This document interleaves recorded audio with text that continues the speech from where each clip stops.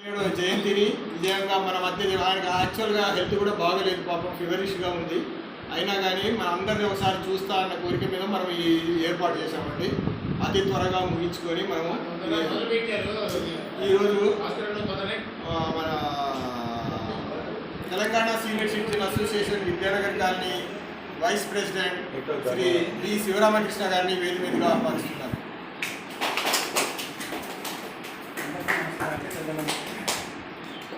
అలాగే ఈరోజు పుట్టినరోజు జరుపుకుంటున్న శ్రీ సామినేని నాగేశ్వరరావు గారిని వేదిక మీదకి సగర్వంగా ఆలయిస్తున్నారు.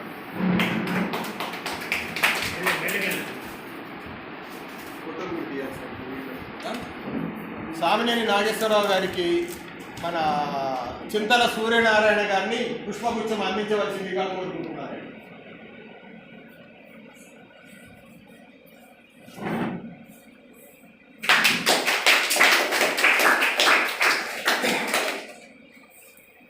ఓకే మిత్రులారా, సామినేని నాగేశ్వరరావు గురించి ఆయన బయోడేటా ఇచ్చారు.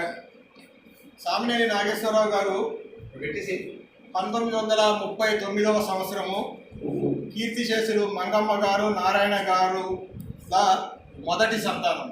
ఈ కీర్తిశేషులు మంగమ్మ గారు నారాయణ గారుకు 8 మంది పిల్లలండి, 4 మగ పిల్లలు, 4 ఆడపిల్లలు. 9 సామినేని రామారావు 9 నాగేశ్వరరావు గారు కాక 8 9 మంది నాగేశ్వరరావు గారు కాక. దాంట్లో నాగేశ్వరరావు గారు అందరికన్నా పెద్ద సంతానం అండి.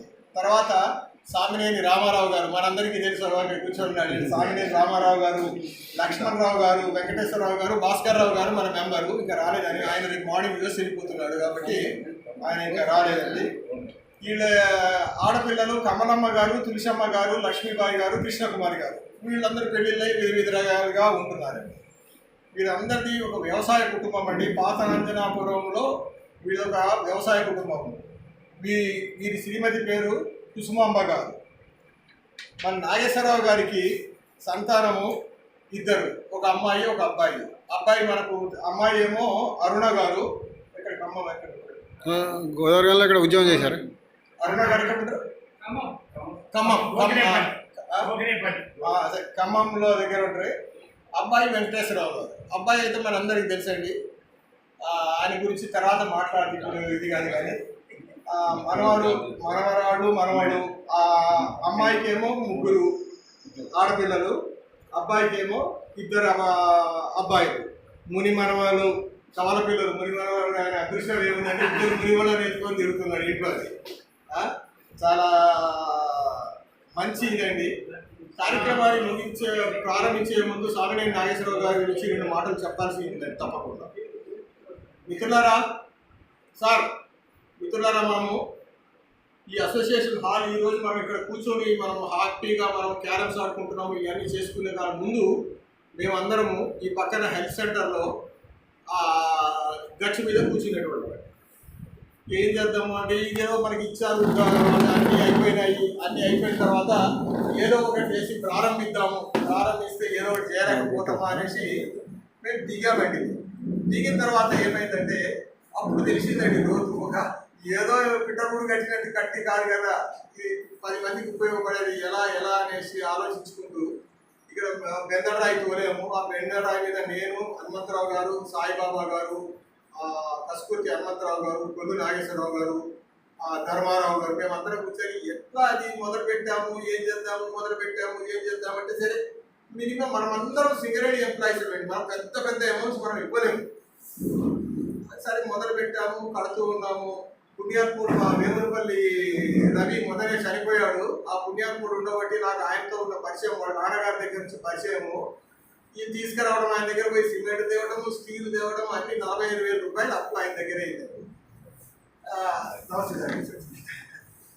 ఆ అప్పు ఎలా కట్టాలి, నెక్స్ట్ మళ్ళా వెళ్ళి ముఖం మీద ఆయన అప్పు అడగాలంటే ఆ వేములపల్లి రవిని నాకు కొంచెం ఇన్కన్వీనియంట్గా ఉందండి. ఆల్రెడీ 45,000 అప్పు తెచ్చాను ఆయన దగ్గర. ఏం చేద్దామంటే రవి నువ్వు ఇవన్నీ పెట్టుకోకు, ఇయర్ కాబట్టి మీరు ఇచ్చిన రోజు నేను తీసుకుంటాను, నువ్వైతే ముందు బిల్డింగ్ కంప్లీట్ చేయండి అని అభ్యాసం ఆ రవి ఇచ్చాడు. ఆ తర్వాత ఏమైందంటే ఎలా ఎలా మనం తీసుకురావడం గొప్ప కాదు, మళ్ళీ వాళ్ళకి మన టైంకి మనం రీపేమెంట్ చేయకపోతే మన రెప్యుటేషన్ ఏముంటుంది. ఇలానే ఒక రోజు కూర్చో ఇద్దరు మాట్లాడుకుంటే మనకు ఆ రోజు ఒక అదృష్టం కలిసి వచ్చిందండి. ఒక అదృష్టం మన పెద్ద ఆయన ఏమన్నాడంటే, మా అబ్బాయి రేపు వస్తున్నాడు, మీరు వచ్చి ఒకసారి కలవండి, ఊరికే మీరు ఎందుకు బాధపడతాను కూర్చొని ఈడ అన్నాడు ఆయన. సరే మేము వీళ్ళ అబ్బాయి ఈయన ఒకసారి వెంకటేశ్వరరావు గారు నాకు చెప్పిన సరే సార్ మీరు రండి కలవండి, మా వాడికి ఎంతో ఇస్తాడే, మీరు ఎందుకు ఊరికే దిగులు పడతారు అని అన్నాడు. సరే వెళ్ళాము, నేను మన కొల్లు నాగేశ్వరరావు గారు, హనుమంతరావు గారు ముగ్గురు పోయారండి. సార్ వాళ్ళ ఇంట్లో కూర్చోబెట్టారు, ఏదో కొంచెం జ్యూస్ ఏదో ఇచ్చారు తాక్కుంటా. అడగాలంటే ఇన్కన్వీనియంట్గా ఉంది, ఏమని అడుగుతాము ఎంత అడుగుతాము అంటే ఇట్లా ఇట్లా మొత్తం చెప్పేటానికి. ఇక ఇప్పుడు మీరు ఈయన లేచి నిలబడ్డప్పుడు ఈయన మొహం చూశారు కదండి, ఈయన ఆ చిరుమంద హాసమైంది, అప్పుడు ఉంది ఇప్పుడు ఉంది, అదే నవ్వుకుందో. ఎంత కావాలండి మీకు అన్నారు. నేను హనుమంతరావు గారు మొహం చూసుకుంటూ ఎంత అడుగుతాము మనం, ఎంత మా రేంజ్ నిజంగా చెప్తుందండి, మా రేంజ్ ఒక 10,000 ఇస్తారా, 20,000 ఇస్తారా, 20,000 అంటే ఏమడుగుతాం పాపం, ఆయనకి ఏ సంబంధం ఉందని 20,000 వాళ్ళ నాన్నగారికి ఇస్తున్నాడు కదా. మొహం చూసుకొని ఏం అడగలేకపోయేవాడు. సరే నేను కబురు పెడతా అన్నాడు, అమ్మాయి అనుకోని వచ్చేసారు. ఆ రోజు అప్పులు ఆల్రెడీ 55,000 ఉండిపోయినాయండి ఆ రవి దగ్గర. ఏం చేద్దాం అనుకుంటే తెల్లారి కబురు వచ్చిందండి. ఇక నిజంగా ఆ రోజు పడ్డ ఆనందం అండి, నాకు ఉద్యోగం వచ్చినప్పుడు కూడా ఆనందం పడేదండి. నేను ఒక ₹1,00,000 ఇస్తున్నా అన్నాడండి మన వెంకటేశ్వరరావు.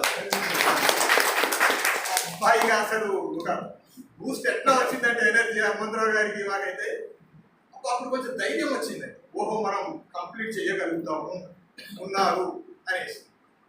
సరే అన్న విధంగానే ఆయన ఇచ్చారు.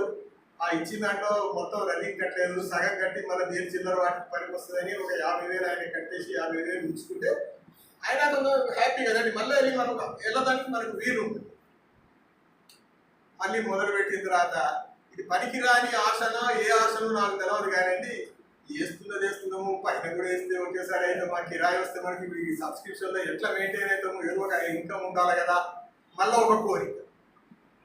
సరే ఏదో ఒకటి చేసాము. హనుమంతరావు గారి వాళ్ళ శిష్యులు ఉన్నారు, వాళ్ళ స్కూల్ పిల్లలందరూ అమెరికాలో సెటిల్ అయిన వాళ్ళు బాగా హెల్ప్ చేశారు. అది కాకుండా ఈ ఫోటోలో కలుస్తున్న ప్రతి ఒక్కరు 20,000 ఇచ్చిన ఫోటోలు అంటే ఇది ఒకటి బాగా అడ్వాంటేజ్ అయిపోయింది. అలాగే ఆ రోజు ఇంకొక ఇది చేసిన తర్వాత ఏం చేద్దామంటే మన చంద్రరాజరావు గారు ఉన్నారంటే అబ్బాయి చంద్రమధు, ఆయన దగ్గరికి వెళ్ళామండి. ఏం చేసి ఇట్లా కడుతున్నావు అంటే, ఓకే నేను రేపు హైదరాబాద్ వెళ్తున్నా, వెళ్ళేటప్పుడు ఆఫీస్కి వస్తాను, మీరు ఉంటారు కదా అన్నాడు. సరే అని ఇక్కడ కూర్చున్నామండి. ఆయన హైదరాబాద్ పోతే ఇక్కడ కార్ ఆపేసి లోపలికి వచ్చి 50,000 క్యాష్ ఇచ్చేసి వెళ్ళిపోయాడు. ఇక అది మాకు ఇక మోస్ట్ హ్యాపీ అనమాట. ఇక మేజర్ అమౌంట్స్ వచ్చినాయి కదా. సరే అలా అన్ని ఇబ్బందులు పడ్డామండి.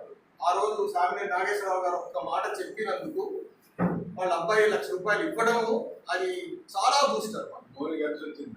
బాగా అక్కడ పికప్ చేసామండి. దీన్ని కష్టాలు పెట్టి దీని నుంచి కూడా హ్యాపీగా ఉంటాం. ఓకే అలా పెట్టేసి